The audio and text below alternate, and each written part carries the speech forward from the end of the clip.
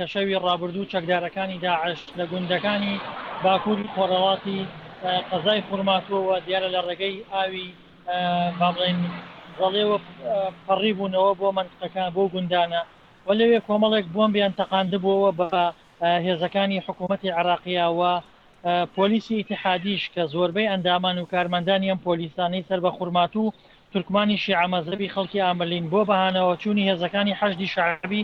ڕۆیشت بوونە گوندەکان بەڵام کەوتو بوونە بۆ سەی چەکدارەکانی داعشەوە و بەپێی دوایین ئامار نزیکەی 24 پۆلیس بەڕێوە عقید مستەفا بەیاتی بەڕێوەبەری پۆلیس و بە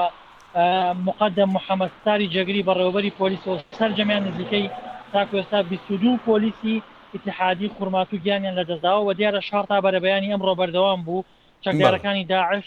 گوندەك چوار گوندیان کۆنتترۆل کرده بوو و دوای کۆنتترۆلکردنی ئەو چوار گوندەش پەلاماری سەنگەرەکانی پێشمەرگەشاندا بوو